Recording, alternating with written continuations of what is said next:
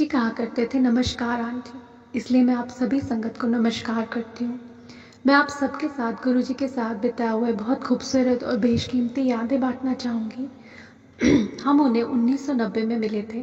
हम जालंधर में मिले थे क्योंकि हम जालंधर में कार्यरत थे और हम गुरुजी से एक मुस्लिम जोड़े द्वारा रूबरू हुए थे, मिस्टर एंड मिसेस रंगवाला, जिनके पिता को गुरुजी ने प्रोस्टेट कैंसर से ठीक किया था। वो मुझे बहुत कहती थी कि गुरुजी से चल के मिलिए, पर मैं उन्हें कह देती थी कि मेरी इसमें बिल्कुल दिलचस्पी नहीं। फिर वो कहती थी कि वो आपको आपका अतीत, वर्तमान, भविष्य सब बता देंगे, इसलिए आपको ज़रूर ही गुरुजी से मिलना चाहिए। तो फिर हमने कुछ सवाल एक पेपर पर लगभग 10 सवाल लिखे और उनके पास गए। तब गुरुजी ने हमसे पूछा सेवा 10, तो मैंने कहा 11.25, क्योंकि उस समय तक तो मुझे बिल्कुल भी पंजाबी समझ नहीं आती थी। बावजूद इसके हमने वो सवाल पूछना शुरू कर दिए। एक एक करके गुरुजी से वो बीच बीच में बोलते होर 10 होर 10, और हम सवाल पूछते जाते। ऐसे करके हमने सारे सवाल पूछ लिए। तब गुरुजी बोले कि तुमने अपने लिए गाड़ी मांगी, प्रमोशन मांगा, अपने लिए अच्छी ज़िंदगी मांगी, मैं हर चीज़ से ब्लेस कर दूँ, पर तुमने अपने लिए मानसिक शांति मांगी होती तो तुम्हें बाकी चीज़ें अपने आप ही मिल जाती। फिर वो बोले आंटी आती रहना। तो मैंने मंदिर गुरुजी के पास जाना शुरू कर दिया। फिर एक दिन वो बोले आंटी कढ़ी चावल बनाओ और गुरुजी को बुलाओ, और मुझे बिल्कुल नहीं पता था कढ़ी चावल कैसे बनाते हैं और कैसे गुरुजी का स्वागत करते हैं। पर बाकी आंटियाँ बोलने लगी कि कितनी किस्मत वाली हो आप, गुरुजी ने आपको चुना। हम तो बेसब्री से इंतज़ार करें कि कब गुरुजी हमें हुक्म करें और हमारे घर आए। फिर जब मेरे भाभी भैया और अंकल बाहर से आए तो मेरी भाभी बोली कोई बात नहीं, लंगर प्रसाद मैं बना लूँगी, बाकी चीज़ें आप संभाल लेना। अब गुरुजी आए तो बहुत सारी गाड़ियों में बहुत सारी संगत के साथ मैं रसोई में गई और देखा कि हमने तो उस हिसाब से बहुत थोड़ा सा लंगर बनाया जो किसी हाल में उस संगत को पूरा नहीं पड़ सकता। फिर भी मैंने बोला कि सब लेडीज़ बिल्कुल बाद में खाएंगी, पहले गुरुजी और सारे जेंट्स खाएंगे, फिर बच्चे खाएंगे, और अगर बचता है तो हम लेडीज़ खा लेंगे। पर मेरे आश्चर्य की सीमा नहीं रही, क्योंकि लंगर प्रसाद कम तो हुआ नहीं बल्कि चौगुना होता गया। उस दिन मैंने गुरुजी का सबसे पहला चमत्कार देखा, जहाँ 4 गुना हो रहा था लंगर प्रसाद। इससे मुझे बहुत प्रोत्साहन मिला। फिर गुरुजी का कढ़ी चावल कब सूप में बदल गया। जब भी मैं मंदिर जाती तो गुरुजी कहते चलो आंटी घर जाओ, मेरे लिए सूप बनाओ। कभी उनके लिए स्वीट कॉर्न सूप, कभी जौ का सूप, कभी खूब सारी सब्जियों का, कभी बादाम का, और बोलते सूप ऐसा बनाओ कि सीसी निकले सबकी, नमक मिर्च अच्छे से डालो, जब तक सीसी ना निकले तब तक मज़ा नहीं आता। और वो सूप का बोल अपने मुंह तक लाते, सिर झुकाकर आखिरी बूंद तक पीते। इतना पसंद था उनको सूप। एक दिन वो अचानक घर आ गए।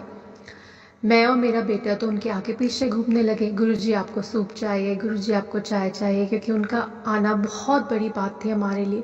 तब गुरुजी बोले कि तुम दोनों माँ बेटे अंधे हो, मैं अपना असली रूप दिखा रहा हूँ महाशिव का, और तुम दोनों सूप चाहिए चाय चाहिए कर रहे हो। उस दिन हमने उनका असली रूप देखा, भगवान शिव का। फिर आगे की बात है, हमारी फैमिली बाहर से आई हुई थी और हम सबको वैष्णो देवी जाना था, तो हमने एक बहुत बड़ा प्रोग्राम बनाया। दूसरे दिन मैं गुरुजी को बताने गई हमारे प्रोग्राम के बारे में, तो उन्होंने कहा बिल्कुल नहीं जाना। मैंने कहा क्यों? जब तक वो बोले कि महाशिव तुम्हारे सामने बैठा है, सारे मेरे कोल ही हैं, महाशिव यहाँ बैठा है, कहीं जाने की ज़रूरत नहीं है। पर मैंने उनकी आज्ञा नहीं मानी और हम दूसरे दिन बहुत सुबह निकल गए। वहाँ से आने के बाद मुझे सांस लेने में बहुत तकलीफ़ होने लगी। मैं गुरुजी के पास गई तो गुरुजी मुझसे बहुत नाराज़ थे। फिर उन्होंने मेरे बेटे को बोला 20 रुपए का पान का पत्ता लेके आओ, और उन्होंने मेरे ऊपर रख दिया। फिर वो बोले जाओ और उन्हीं से कल्याण करवाओ जहाँ से तुम गए आई हो, मेरे पास क्यों आई हो? तुम्हें जाते वहाँ दो, वहाँ हो और कल्याण करवाने मुझसे आते हो। खैर, फिर मुझे गुरुजी के पास ही आराम मिला। फिर मैं कभी कहीं नहीं गई अलावा गुरुजी के मंदिर के, उनके सत्संग के, क्योंकि उस दिन मैंने गुरुजी में महाशिव को ही देखा, वैसा ही रौद्र रूप। वो मुझे अनदेखा कर रहे थे, मेरी बात नहीं सुन रहे थे, क्योंकि मैंने अवज्ञा की थी। फिर कहीं जाने की इच्छा नहीं बची, कहीं भी नहीं, सिवाय गुरुजी के मंदिर के। हम क्रिश्चियन हैं तो चर्च तो जाते ही हैं। फिर गुरुजी के मंदिर जाने लगे, अंकल बच्चे और मैं जाते तो उनके लिए गुलदस्ता लेके। फिर गुरुजी कहते आंटी चर्च नहीं गई, अंकल लेके नहीं गया। तब मैं बोलती गुरुजी आप ही मेरी चर्च हो, बस आप में ही मैं विश्वास रखती हूँ। फिर वो कुछ कपल्स को मंदिर में से बुलाया, कार में बिठाया और बोले कि मरले मरले आओ, यानी मेरे पीछे पीछे आओ। और हम जालंधर कैंट के सबसे सुंदर चर्च ले गए और बिल्कुल सामने बैठ गए चर्च में, और उनकी सारी संगत उनके पीछे। वो इतने शक्तिशाली महाशिव, पर उन्होंने चर्च आना भी स्वीकारा अपनी संगत को मात्र खुशी देने के लिए। ये उनकी कितनी बड़ी महानता है, इसका अंदाज़ा भी नहीं लगाया जा सकता। और मैंने गुरुजी को कितनी बार देखा दिव्य प्रसाद बांटते, इतनी बार कि गिना नहीं जा सकता। पता नहीं कहाँ से आ जाता था।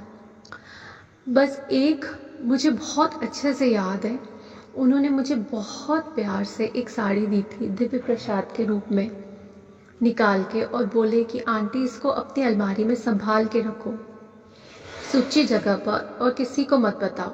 उस साड़ी में आज भी बहुत सारे गुलाबों की खुशबू आती है, इतने साल होने के बाद भी, जैसा गुरुजी के पास आती थी। मेरी बाकी साड़ियों में परफ्यूम की खुशबू है जो जा चुकी है, पर गुरुजी की दी हुई साड़ी की खुशबू बरकरार है। मेरे बेटे के हाथ में से अचानक देसी घी आ गया और बहुत सारा बहने लगा। हम उसे कलेक्ट करते रहे। मेरी बेटी के हाथ में छोटी सी मिश्री आ जाएगी तो वो छोटी मिश्री बड़ी हो जाएगी अपने आप, और उसमें गुरुजी की फ्रेग्रेंस भी आ जाएगी। एक दिन उन्होंने गुलाब की पंखुड़ियों की वर्षा करी और 31 की रात को, और जिन दो संगत को दी वो थी सरिता मरकान आंटी और अंकल डॉक्टर चहल। अचानक से गुरुजी अपनी सीट से उठे और अंकल के सर पर हाथ रखते हुए पंखुड़ियों की बारिश कर दी, और फिर आगे बढ़े तो उन आंटी के सिर पर हाथ रखते हुए उनके ऊपर पंखुड़ियों की बारिश की। वो इतना खूबसूरत था। फिर बोलते, आंटी तुम सिर्फ गुरुवार और रविवार को आया करो। ये सत्संग मेरे दिल के बहुत करीब है, क्योंकि गुरुजी में इतना चुंबकीय आकर्षण था कि भागते थे सब वो सबसे, पर सब उनकी संगत उनका पीछा नहीं छोड़ती। फिर बोलते, चलो जदों मर्जी है तब आओ। फिर हम कभी भी किसी भी दिन चले जाते। जालंधर में इतना रश नहीं था जितना दिल्ली में होता था। फिर एक दफ़ा बोलते, आंटी अंकल आपको कुछ डोनेशन देनी है बड़े मंदिर के लिए। एक अमाउंट बताया उन्होंने, लाके मुझे दो। मेरे अंकल आर्म्ड फोर्स में थे, उनके पास इतना अमाउंट नहीं था। हमारी आपस में बहस भी हो गई। फिर हम मंदिर जाते तो गुरुजी फिर बोलते, आंटी पैसा लाए, तो हमें बड़ी शर्म आ जाती, और मैं कहती अंकल से कि कुछ भी करो, एफडी तोड़वाओ, कैसे भी करो, पर मैं गुरुजी के पास अब मंदिर नहीं जाऊंगी बिना पैसे लिए। फिर अंकल ने कैसे भी करके पैसे लिए। फिर हम मंदिर गए तो गुरुजी बोले, आंटी पैसा ले आई? तो हमने बोला हाँ।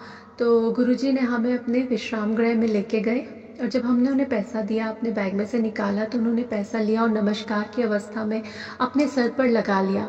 हमें वापस करते हुए बोले कि तुम दोनों अपनी श्रद्धा के टेस्ट में पास हो गए।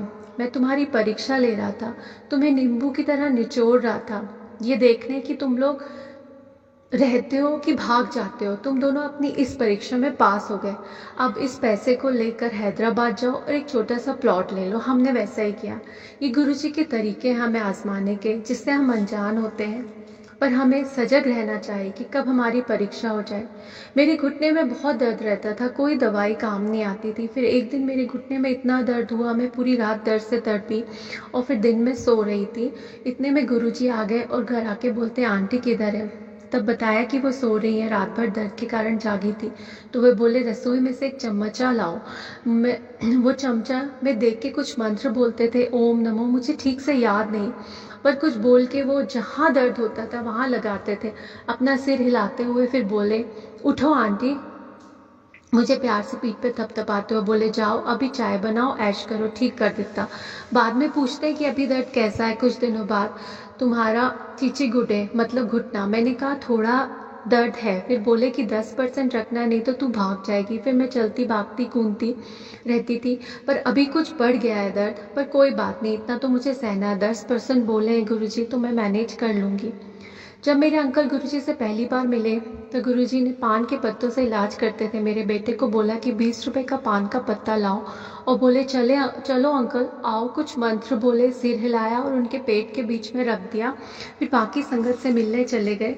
थोड़ी देर बाद आए और बोले, अंकल कैसा लग रहा है? अंकल बोले, इतनी आग निकल रहा है, इतनी आग निकल रही है मेरे पेट में से। तब गुरुजी बोले कि तुमको ऐसी बीमारी थी कि तुम सुन नहीं पाओगे। जाओ अंकल, 20 साल का एक्सटेंशन दिया, 20 साल आपकी ज़िंदगी बढ़ा दी। फिर हमने वो 20 साल ज़िंदगी में सबसे अच्छा समय देखा, कोई बीमारी नहीं, कुछ नहीं। गुरुजी ने पूछा, एक दिन चाय बनाना आता है? मैंने कहा नहीं। तो उन्होंने मुझे चाय बनाना सिखाया जालंधर मंदिर में। गुरुजी बोले पहले पानी चढ़ाओ, छोटी इलायची इलायची पीस के डालो, लौंग कूट के डालो। जब पानी में उबाल आए तो चाय की पत्ती डालो, फिर चीनी रोक के डालो, दूध ठोक के डालो। फिर जब चाय पतीले के ऊपर तक आए फिर नीचे करो, 3 उबाल दो।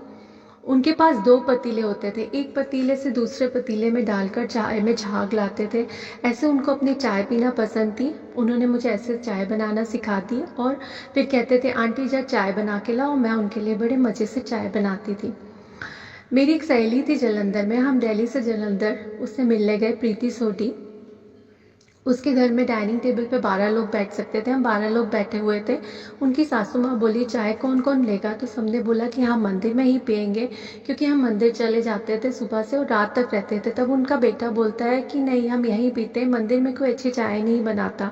क्योंकि गुरुजी का चाय प्रसाद इतना अच्छा होता है, सिर्फ निर्मल आंटी ही अच्छी चाय बनाती है। वो बोलता है कि आप तो पूरे टाइम किचन में होती हो। तो मैंने बोला मैं तो सिर्फ गुरुजी की ही चाय बनाती हूँ, संगत के लिए चाय मैंने कभी नहीं बनाई। तो सब बोलते हैं ओ अनीता आंटी तो दिखावा कर रही है। फिर जब हम मंदिर गए उस दिन तो गुरुजी कहते हैं अनीता आंटी चाय बना लिए, बना ले। मैंने कहा आपके लिए? बोले हो। तो मैं बना के ले आई। जैसे ही मैं बैठी फिर गुरुजी बोलते अनीता आंटी चाय बना ला संगत के लिए। उस दिन सारा दिन गुरुजी ने मुझे बैठने नहीं दिया, बार बार मैं सारी संगत के लिए चाय बनाने लगी। इस कहानी को सुनाने का मतलब यह है कि दिखावा मत करो, गुरुजी को सब पता है। गुरुजी का मतलब था कि संगत के लिए कभी चाय वही बनाती तो आज सारा नहीं बनाती तो आज सारा दिन ये चाय बनाएगी। कभी भी अपने आप को बड़ा मत समझो, गुरुजी ने उस दिन मुझे सिखा दिया। एक और चीज़ बोलने की, अपने आप को निर्मोही करो। वो बोलते थे अपने आप को निर्मोही करो, भौतिक चीज़ों से दूर रखो अपने आप को। अंकल और बच्चे से थोड़ा निर्मोही होकर रहो। पर मैं कहती ऐसा कैसे करूँ, अपने ही हस्बैंड और बच्चों से दूर अपने आप को, क्योंकि गुरुजी भविष्य देख रहे थे। एक बार घर आए तो मेरा एक्वेरियम बोले अब फौजी सेवादार से मान सिंह से बोले इसको उठा ले। फिर दूसरी बार आए तो मेरा शैंडिलियर डैम बोला उठा के इसको मंदिर में रखवा दे। मेरे बेड के कवर्स मंदिर पहुंचा दे, मेरे फेवरेट पौधे बोलते हैं सब मंदिर पहुंचा दे। मतलब जो भी जिस सबसे मैं जुड़ी हुई थी वो मुझे बहुत अच्छा लगता था, सबसे मुझे निर्मोही कर रहे थे। फिर मुझे बाद में समझ आया कि गुरुजी भविष्य देख रहे थे कि मेरे हस्बैंड 20 साल बाद जाने वाले थे। फिर मेरे बच्चे बाहर चले गए, बेटे की शादी हो गई, बेटा कनाडा सेटल हो गया। मैं एक छोटी सी जगह पर गुरुजी की पसंद की बिल्डिंग सत्सरी में, जहाँ गुरुजी के सारे फॉलोअर्स रहते हैं, ज़्यादा से ज़्यादा संगत रहती है, गुरुजी ने मुझे वहाँ पहुँचवा दिया। उस समय जो मैं भौतिक चीज़ों से जुड़ी होती तो शायद मैं वहाँ नहीं रह पाती। उन्होंने मुझे सिखाया कि सादा जीवन ही सर्वोत्तम है। फिर बोलते हैं आंटी पासपोर्ट बनवा ले। मैं कहती गुरुजी मैंने कहीं नहीं जाना इंडिया छोड़ के। तो वो बोले मैं बनवा दूँ। तो मैंने कहा नहीं कोई बात नहीं। फिर हमने पासपोर्ट मिलके बनाया। फिर समझ में आया कि मेरी बेटी हांगकांग में काम करती है, फ़्लाइट अटेंडेंट है। हमने फिर सारी दुनिया घूमी क्योंकि गुरुजी ने हमारा पासपोर्ट तो बनवा ही दिया था। वो हमारी रसोई में आते और सबको बाहर निकाल देते और सेवादारों से बोलते चलो हम मटर आलू बनाते, सारी आंटियाँ आराम करेंगी, इसको पीसो उसको कूटो। और कहते हैं आंटी सिर्फ एक चीज़ बनाया कर, बहुत चीज़ें बनाने की ज़रूरत नहीं, एक चीज़ और रोटी। और फिर लंगर खा के मानसिंह से बोलते चलो साइकिल निकालो। और कैंट एरिया हमारा गार्डन एरिया बहुत बड़ा था, उसमें वो एक आम आदमी की तरह, महापुरुष होते हुए भी, भगवान होते हुए भी आम आदमी की तरह कुछ महसूस करना चाहते होंगे तो साइकिल चलाने लगते थे खुले आसमान के नीचे। फिर मेरे बेटे से कहते चल स्कूटर निकाल और उसमें बैठ जाते, उनका चोला उड़ता और ऐसे वो मंदिर चले जाते और कहते हौले चला रिक्की हौले चला। सत्संग तो बहुत सारे हैं मेरे पास। मेरे कहने का मतलब है गुरुजी मेरे दोस्त हैं, मेरे गुरु, मेरे सबसे अच्छे साथी, जिन्होंने मुझे रोते भी देखा, हंसते भी देखा। मैं उनका कितना शुक्राना करूँ कम है, ज़िंदगी उनके बिना अधूरी है, बस हर पल उनका शुक्राना है। जय गुरु जी।